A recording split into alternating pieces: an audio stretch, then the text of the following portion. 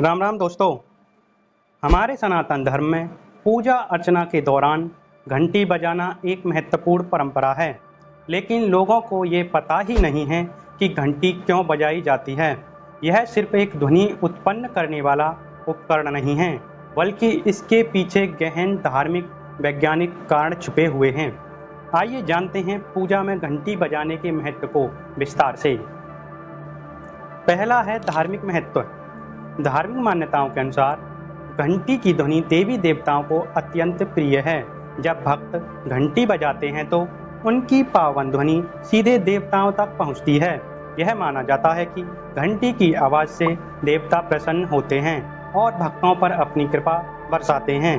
घंटी की ध्वनि नकारात्मक ऊर्जा को दूर कर सकारात्मकता का संचार करती है, जिससे पूजा का वातावरण शुद्ध और पवित्र हो जाता है।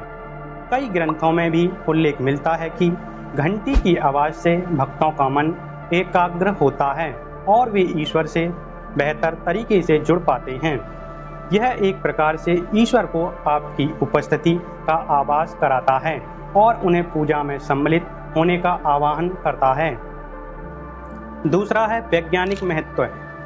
धार्मिक कारणों के साथ साथ घंटी बजाने के कई वैज्ञानिक लाभ भी हैं।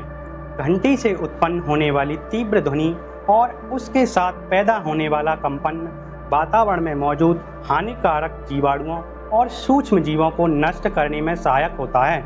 यह कंपन इतना शक्तिशाली होता है कि यह वायुमंडल को शुद्ध करता है और आसपास के वातावरण को रोगाणु मुक्त बनाता है। इसके अलावा घंटी की ध्वनि तरंगें मस्तिष्क पर सकारात्मक प्रभाव डालती हैं। यह मन को शांत करती हैं, तनाव कम करती हैं और एकाग्रता बढ़ाने में मदद करती हैं। जब हम घंटी की आवाज़ सुनते हैं तो हमारे मस्तिष्क की कोशिकाओं को सक्रिय करती है, जिससे सकारात्मक विचार आते हैं और मन को शांति का अनुभव होता है।